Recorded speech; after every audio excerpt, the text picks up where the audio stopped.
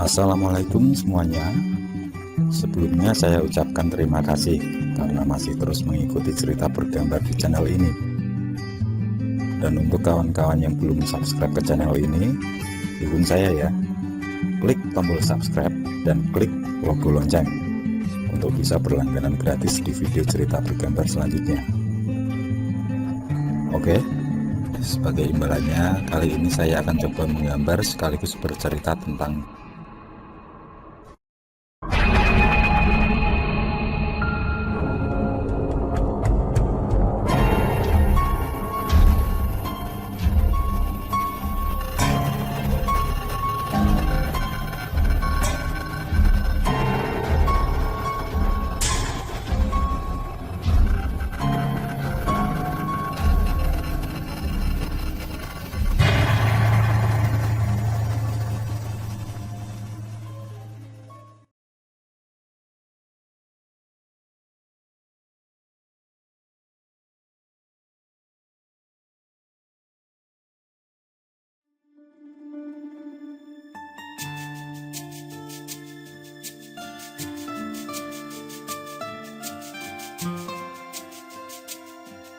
Namaku Tori.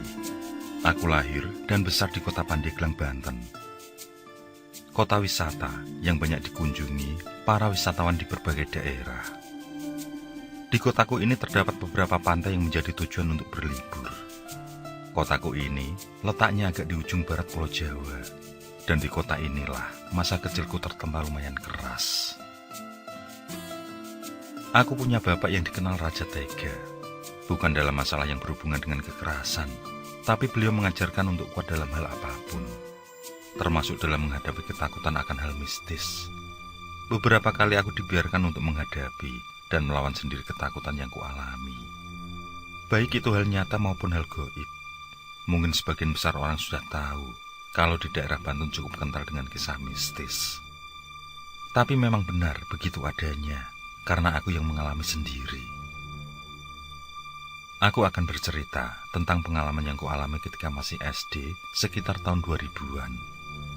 Memang sudah lama sekali, tapi aku masih ingat detail kejadiannya.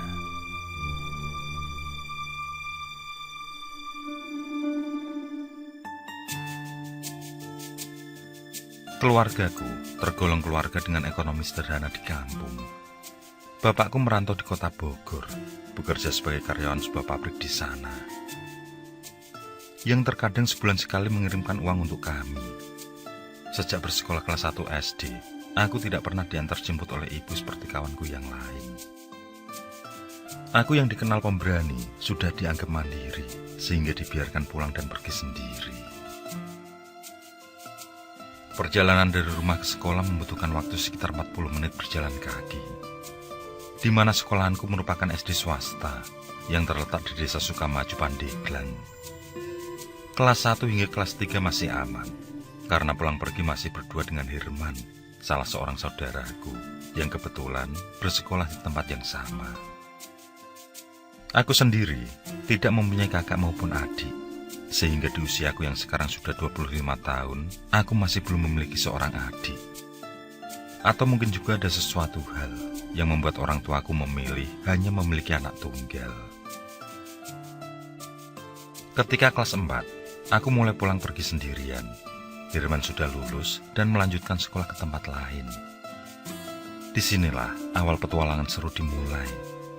Bukan berarti aku tidak punya teman, akan tetapi pada waktu itu jam sekolahnya dibagi menjadi 2 waktu, yaitu pagi dan siang. Kebetulan aku dan saudaraku sebelum lulus ke bagian pagi. Selain itu, teman-teman sebayaku masih banyak yang tidak sekolah. Karena kebanyakan pekerjaan orang tua mereka bertani di sawah maupun di ladang, sehingga mereka banyak yang membantu orang tuanya, dan bahkan ada pula yang tidak bersekolah.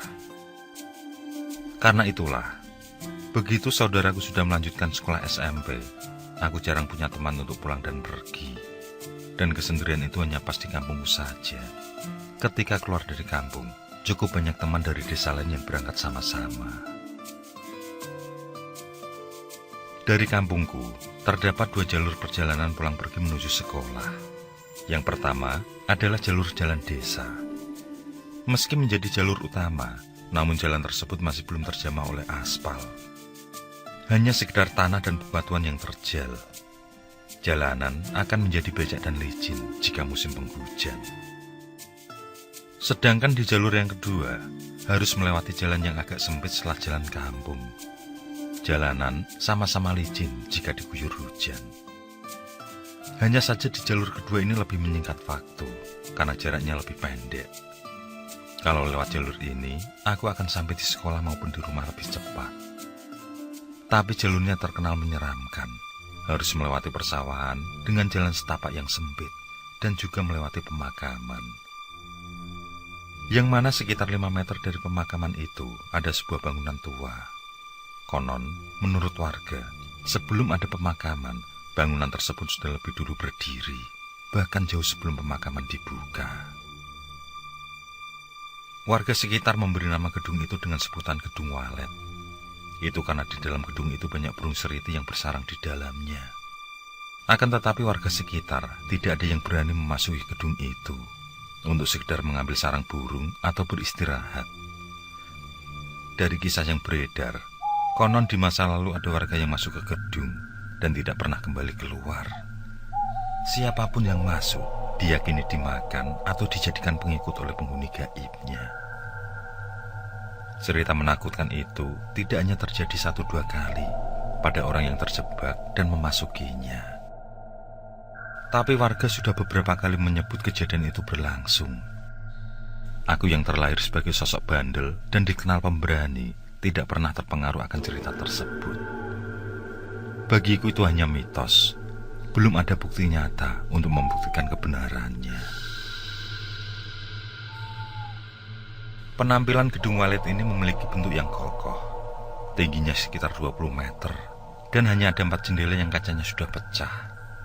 Selain itu, hampir seperempat genteng sudah rusak.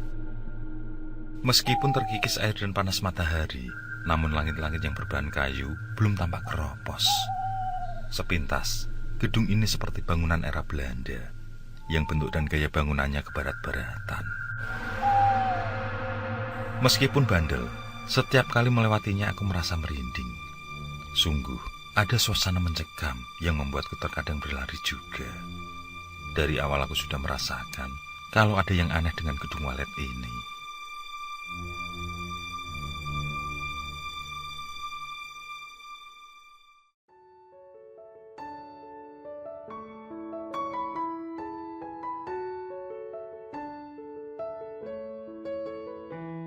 Waktu menunjukkan pukul 5:30 pagi.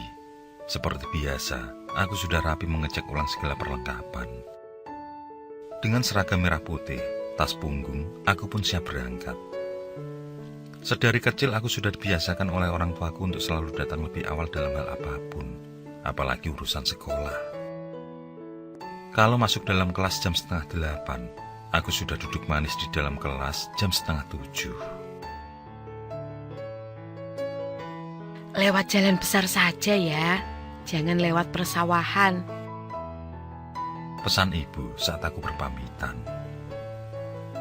Pesan itu selalu aku jalankan sedari bersama saudaraku dulu. Meskipun seringkali pada akhirnya aku tidak nurut omongan ibu dan tetap melewati jalur Gedung Walet. Jalur yang ibu menyebutnya sebagai jalur persawahan.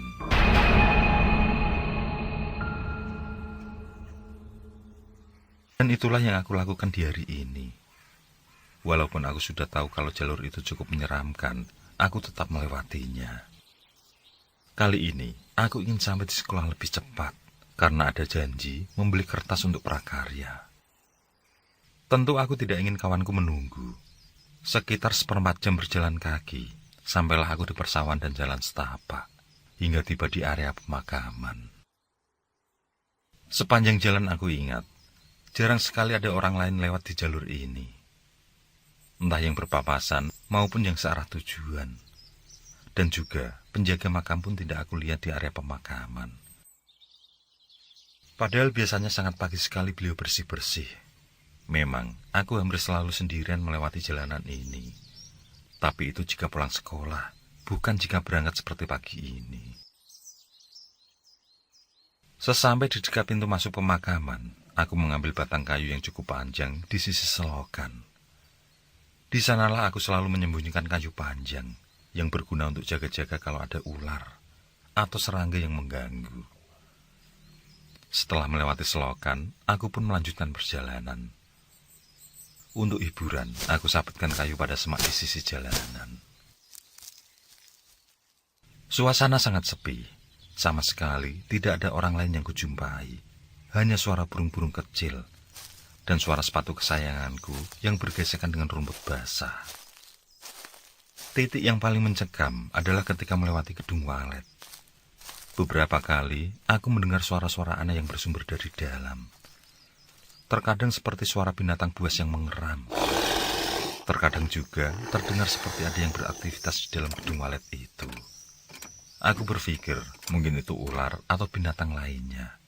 Dan setelah itu, biasanya aku langsung mempercepat laju jalan, bahkan sampai berlari. Jalan setapak agak menurun, dan semak belukar semakin lebat ketika mendekati gedung tersebut. Tepat dengan batang kayu yang cukup panjang di tangan kanan aku bersiaga. Setelah beberapa menit, sampailah aku pada area gedung walet. Dan entah kenapa, kali ini aku sangat tertarik untuk melirik ke arah gedung.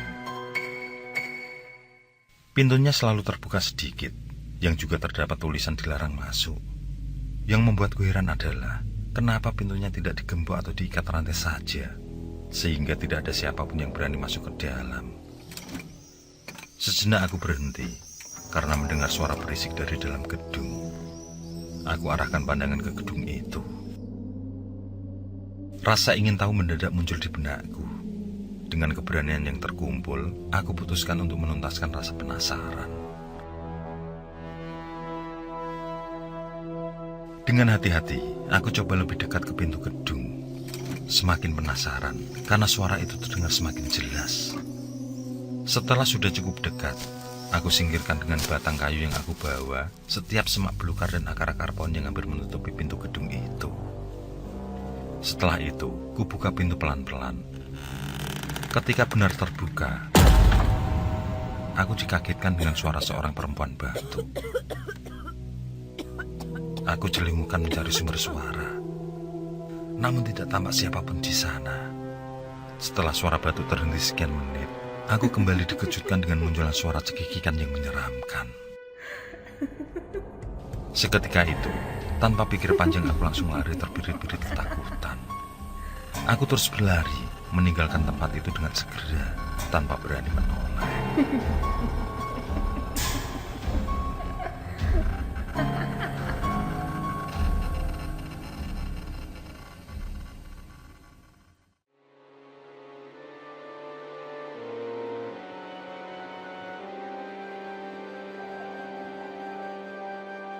Kejadian pagi itu membuatku takut lewat jalan pintas tersebut. Aku lebih memilih jalur utama meski berselisih waktu. Kalaupun terpaksa lewat jalan itu, aku menunggu ada orang lewat untuk berbarengan. Meski begitu, rasa penasaranku akan gedung walet terus bergulir. Ada rasa ingin tahu tentang siapa sebenarnya sosok penghuninya. Apakah benar-benar hantu ataukah manusia?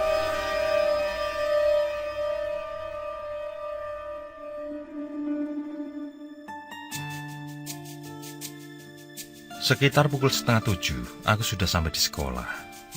SD tempatku menimba ilmu ini memiliki lingkungan yang asri. Punya fasilitas lapangan olahraga dengan rumput liar yang cukup luas. Dan juga tempat upacara yang bersih berlantai beton. Bertambah asri dengan pohon-pohon besar mengelilingi bangunan sekolah. Yang membuat agak seru, ada kebun jeruk cukup luas di belakang sekolah. Terkadang juga kalau jam istirahat, aku main ke kebun jeruk itu bersama teman-teman. Berharap diberi buah jeruk oleh penjaga kebun. Terkadang karena sangat kepingin, teman-temanku usil memetik beberapa buah tanpa izin. Sementara itu, bangunan SD ku mengikuti kontur tanah yang meninggi. Dan kelas 1 hingga kelas 3 berada di paling bawah atau paling rendah.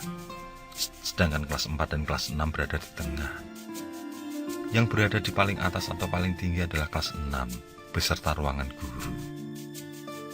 Meski begitu, lahan sebagai lapangan olahraga dan upacara dalam posisi yang rata. ruangan kelasku menghadap ke sebuah taman kecil, yang mana taman kecil terbuka ini berbentuk segi empat dengan kursi tembok di sekelilingnya.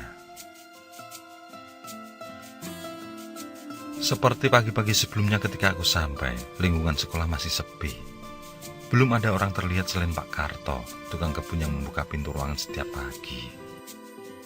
Beliau hafal betul denganku yang selalu menjadi nomor 1. Mungkin pagi ini beliau berada di ruangan guru, sehingga tidak nampak siapapun di sekolahan. Dan akhirnya, aku dikejutkan dengan kehadiran seorang perempuan setengah baya, berkebaya dan bersanggul yang sedang duduk di taman depan kelas. Tampak perempuan itu wajahnya sangat pucat dengan raut sedih. Aku terheran, karena baru kali ini aku melihat sosoknya. Pakaian yang dikenakan bukanlah busana di era sekarang, tapi layaknya orang zaman dahulu. Aku yang harus melintas di depannya ketika hendak masuk kelas, tentu saja harus bertegur sapa. Selamat pagi, Bu. Tapi ibu itu hanya tersenyum. Setelah melihat wajahnya dengan jelas, aku ngeri juga. Kerutan yang terlihat dalam raut yang pucat itu tampak sangat menyeramkan. Tatapannya sangat tajam, membuatku semakin berkedip ngeri. Tanpa menunggu jawaban, aku langsung menuju kelas. Sambil menenangkan diri, aku duduk di bangku. Lalu meletakkan tas di laci kolong meja. Pikiranku merasa tidak tenang dengan kehadiran ibu tersebut. Sejenak kemudian, aku bangkit untuk mengintip keberadaan sang ibu berkebaya. Tapi sudah tidak nampak siapapun di taman. Beliau telah menghilang.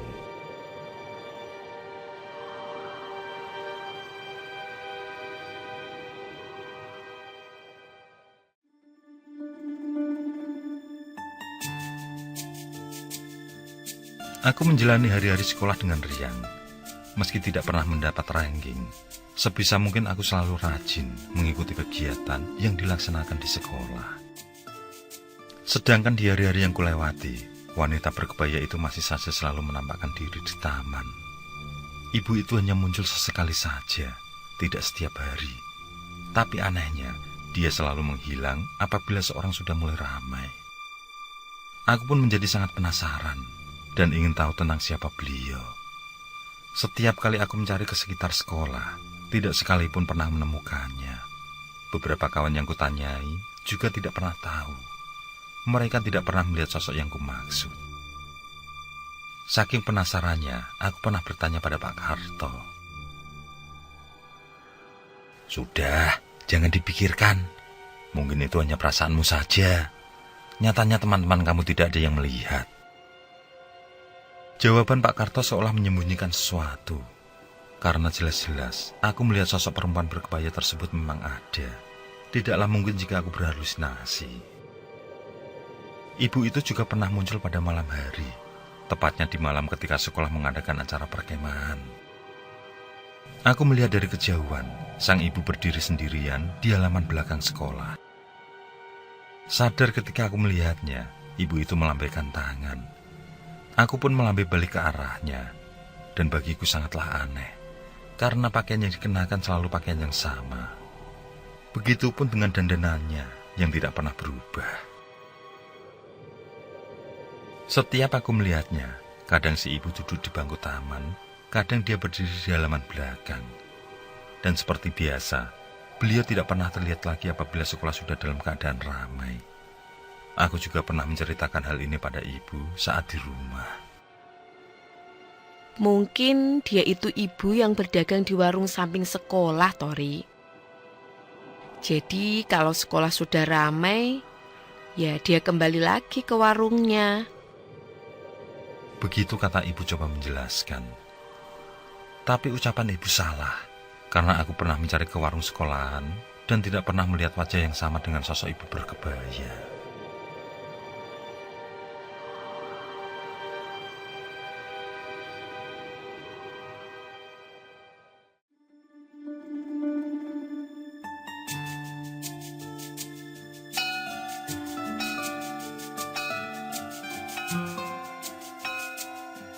Sekolah selesai jam 1 siang, tapi aku tidak langsung pulang.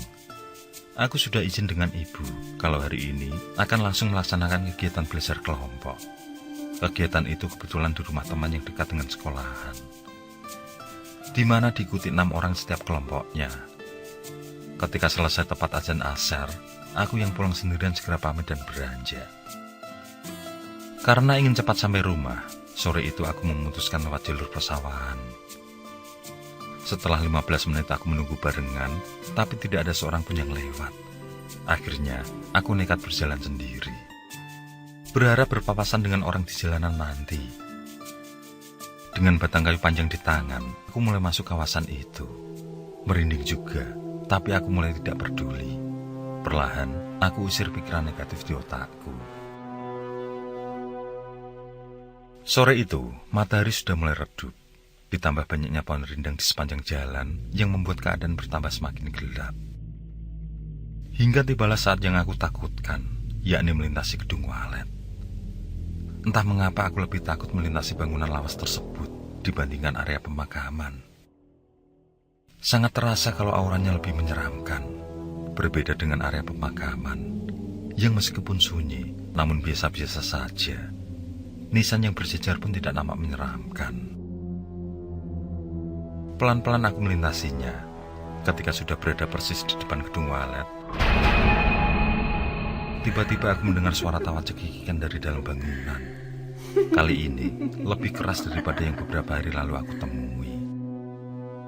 Sebelum aku berlari, sosok perempuan berkebaya mendadak muncul dari arah depanku.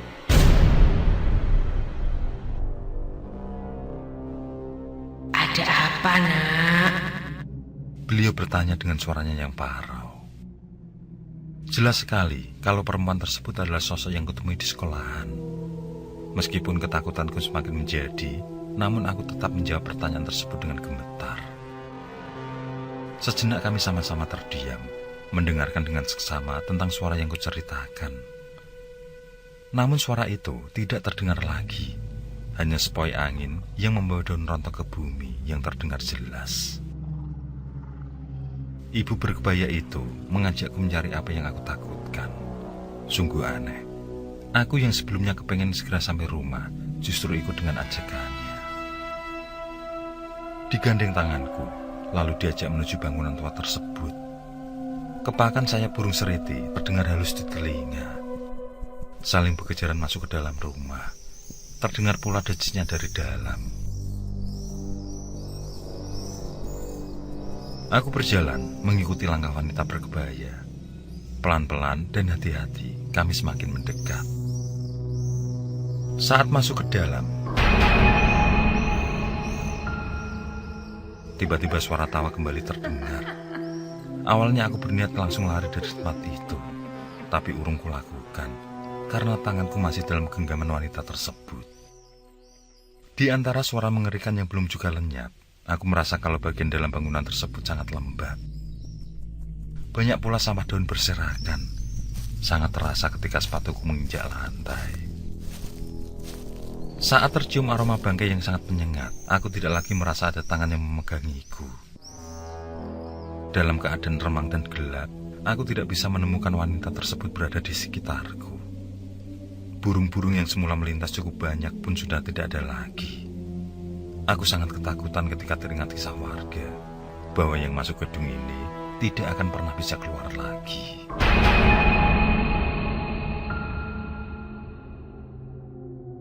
Dari pikiran itu, aku pun segera memanggil-manggil sang ibu berkebaya. Namun teriakan ketakutan itu tidak ada sautan. Segera, aku berbalik badan hendak keluar. Dan tiba-tiba, ada pemandangan yang tidak biasa muncul di depan pintu. Aku melihat ada sosok yang berbentuk manusia, hitam legam, berambut panjang, dengan mata melotot menyala merah. Sosok mengerikan itu jongkok menghadap ke arahku, yang hanya berjarak sekitar 3 meter. Aku yakin kalau itu bukanlah manusia. Sesaat kemudian, di kanan kirinya ada sepasang mata yang juga berwarna merah menyala. Aku tidak tahu makhluk apa itu. Beberapa menit kemudian, semua menghilang saat muncul suara tawa cekikikan. Mataku yang sudah mulai terbiasa dengan suasana gelap melihat kemunculan wanita berkebaya. Tapi kali ini, sosok itu tidak mendekatiku, melainkan hanya menatap saja dengan tajam. Dan ternyata suara yang menyeramkan itu adalah suaranya. Aku tidak bisa berbuat apa-apa selain menangis dan pasrah. Semakin kalut ketika secara tiba-tiba pintu tertutup dengan sendirinya. Tori, apa kamu di dalam, Nak? Suara ibu membuatku terenyak. Masih dalam kepanikan, aku pun menjawab dengan berteriak kencang minta tolong. Tapi ibu yang ternyata tidak sendirian masih saja terus memanggil. Tampaknya mereka tidak mendengar teriakanku yang sekuat tenaga. Kita coba masuk ke dalam aja, Mbak. Aku lega ketika paman berniat masuk mencariku. Dan itulah yang mereka lakukan. Akhirnya pintu dibuka, dan mereka pun menemukanku yang dalam keadaan menangis ketakutan. Ibu langsung mendekapku sambil menenangkan. Sementara paman melihat kondisi di sekeliling. Tidak ada yang aneh. Tampak semua dalam keadaan biasa. Setelah cukup tenang, kami pun pulang ke rumah.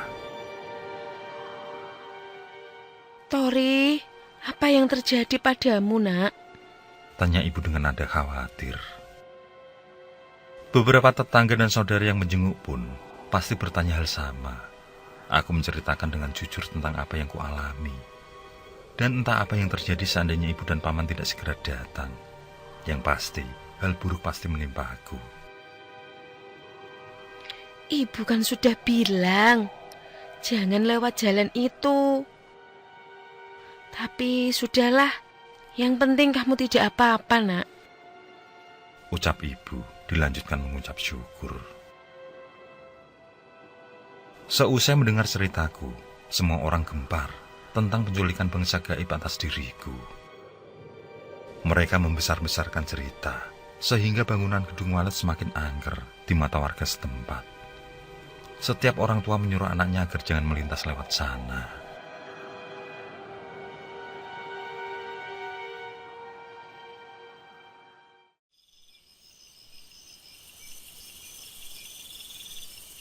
Malam harinya, badanku demam tinggi, diselingi sering mengigau. Setiap kali mataku terpejam, sosok wanita berkebaya itu muncul dalam mimpiku. Dia datang dengan makhluk lain yang sangat menyeramkan. Aku diikat di dalam gedung walet tanpa diberi makan dan minum. Dan wanita berkebaya itu menyebut kalau sebentar lagi aku akan menjadi putranya. Kejadian demam itu langsung membuat ibu paham bahwa ada yang tidak benar denganku. Segera, ibu minta pendapat paman tentang keadaanku. Pada akhirnya, paman menyuruh agar aku berobat pada dukun Jawa saja. Karena apa yang telah aku alami bersangkutan dengan sesuatu di luar nalar. Dan seandainya masih belum ada perubahan, barulah diperiksakan medis. Siapa orang pintar yang akan kita mintai tolong nanti, Min? Pamanku yang bernama Sadimin langsung menunjuk Mbah Diro, salah satu tokoh yang paham tentang klenik di kampungku. Beliau juga salah satu orang tua dengan ilmu kebatinan yang sudah dikenal masyarakat luas. Dan saran pamanku menjadi saran yang tepat, karena setelah diberi jambi-jambi oleh Mbah Diro, keadaanku membaik. Aku mulai tenang dalam tidur, begitupun dengan demam yang kualami. Mereda meski masih lemas. Mbah Diro tidak menjelaskan apapun tentang sosok wanita berkebaya yang kuceritakan. Beliau hanya menyuruh agar kami semua lebih taat beribadah. Karena dengan iman yang kuat, maka sosok tak kasat mata tidak akan mengganggu. Sejak saat itu aku tidak pernah melewati gedung walet. Begitupun dengan anak lain yang bepergian ke kampung sebelah. Hanya orang yang punya perkebunan dan persawahan di sana saja yang terbiasa dengan bangunan kuno tersebut.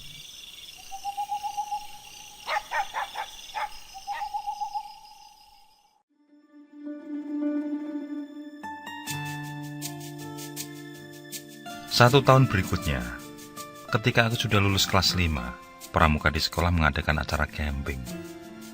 Waktu itu biasa disebut persami atau perkemahan Sabtu Minggu, yang mana acara kemah ini rutin dilaksanakan 1 tahun sekali.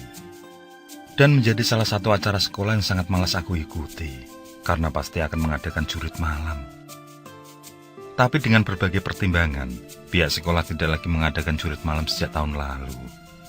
Menurut ibu, para orang tua merasa khawatir dengan posisi perkampungan yang masih percaya akan hal mistis Itu pula yang dilaporkan anak-anak mereka. Banyak yang merasa takut saat melakukan kegiatan tersebut.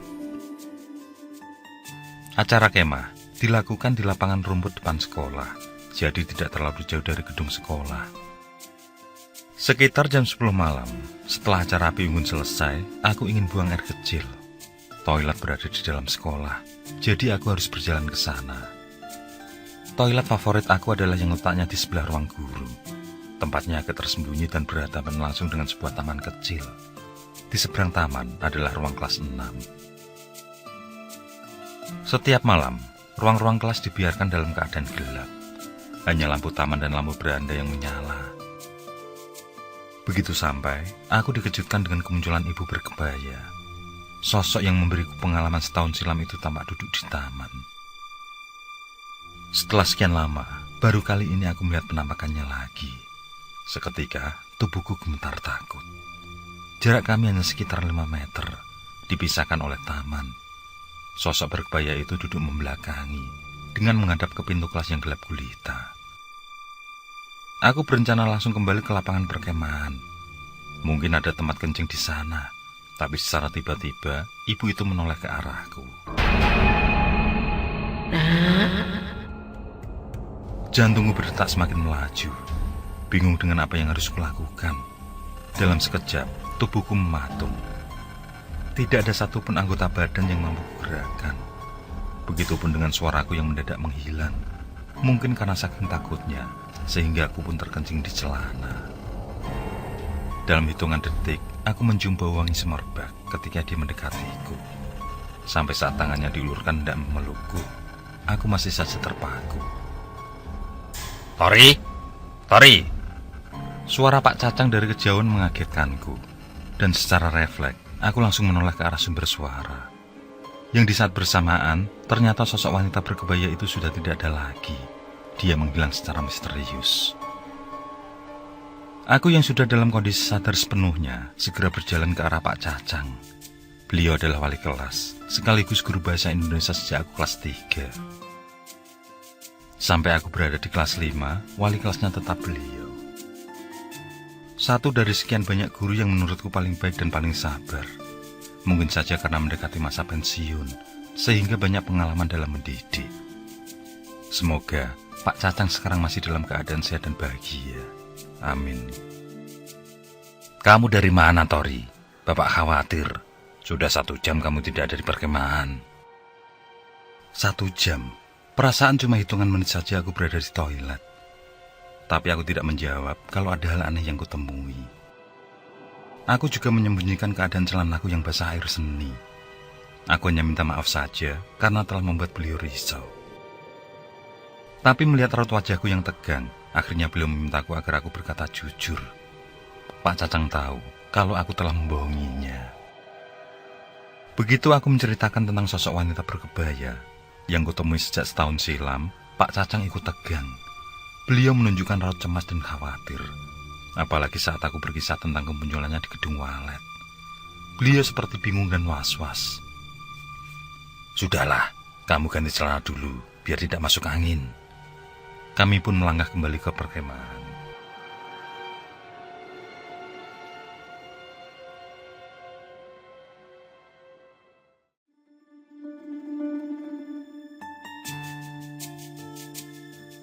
Tiga hari berikutnya, secara pribadi Pak Cacang dan Mbah Diro bertamu ke rumah. Disitulah aku mendengar percakapan mereka dengan ibu. Yang ternyata Pak Cacang menjelaskan tentang sosok berkebaya yang kutemui. Dari kisahnya, Pak Cacang bercerita di awal sekolah berdiri, yang mana ada seorang wanita bersama Darsi menjadi tukang kebun sekolah. Hampir setiap hari ia merenung sedih sambil menyaksikan para tukang membuat taman. Dan ternyata di balik sikap ramah dan rajin yang ditunjukkan, wanita selalu berkebaya itu mempunyai masalah pribadi yang pelik. Dia sering mendapatkan kekerasan dari suaminya. Dan masalah itu berdampak pada putranya yang duduk di bangku kelas 4. Seharusnya mereka bahagia, karena Suji, putra mereka adalah putra tunggal yang dinanti-nanti. Suji lahir di masa tua mereka. Tidak ada yang menyangka kalau Bu Darsi mampu mendapat momongan saat usianya menjelang setengah abad. Tapi ternyata semua tidak sesuai harapan. sang ayah justru menjadi pemarah dan suka berbuat kasar. Mungkin juga karena kondisi ekonomi yang kekurangan. Penuh kesabaran, Bu Darsi tetap bertahan.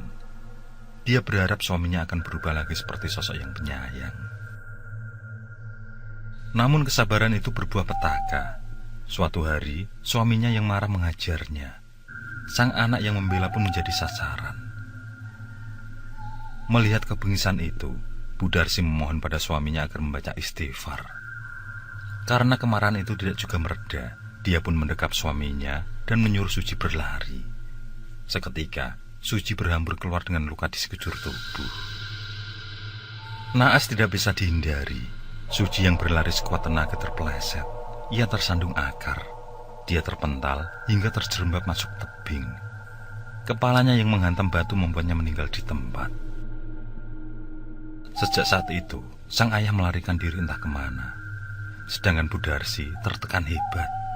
Jiwanya terguncang. Setiap hari dia memakai kebaya dengan rambut konde berkeliling kampung. Setiap ada anak yang sepantaran dengan Suci, dia akan mendekat lalu memeluk. Karena sikapnya itu, anak-anak pun menjadi takut padanya. Dan dia pun divonis gila. Hingga akhirnya, Bu Darsi merasa terasing. Selama beberapa hari dia tidak terlihat berada di kampung. Dan ditemukanlah meninggal di dalam gedung walet.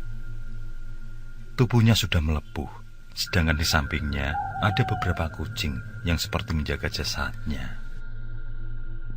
Sejak itulah, gedung walet menjadi tempat yang angker. Beberapa kali ada anak yang disekap sosok gaib di sana. Bahkan ada yang sampai menjadi bisu. Itu karena rasa kangen Bu Darsi pada seorang anak. Dan sejak kejadian itu berlangsung, dibuatlah alasan kalau siapapun yang masuk gedung walet tidak akan bisa keluar. Hal itu demi menjaga kebaikan bersama. Ini Bu, pakaikan pada anakmu, ucap Badiro saat cerita dari Pak Cacang usai. Lalu Badiro memberikan kalung dari benang dengan lipatan kain kecil kotak sebagai mandelnya.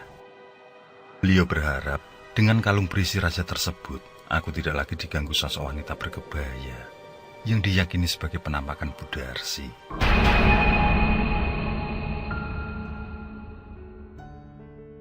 Saat kenaikan kelas 6, aku pindah ke Bogor untuk menyusul bapak di sana.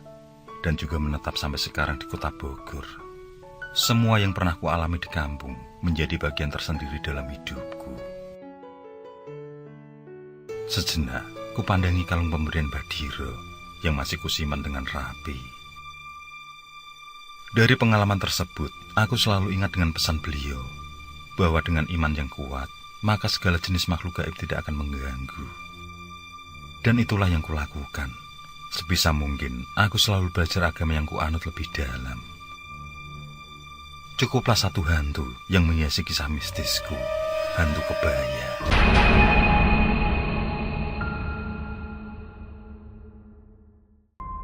Oke, saya kira cukup cerita kali ini. Untuk cerita-cerita lainnya, silahkan buka di bagian video dalam channel ini, di playlist cerita bergambar. Sekali lagi terima kasih ya. Jangan lupa like, komen, share juga boleh. Dan untuk yang belum subscribe, langsung klik tombol subscribe. Semangat berkarya. Akhirul kalam, wassalamualaikum warahmatullahi wabarakatuh.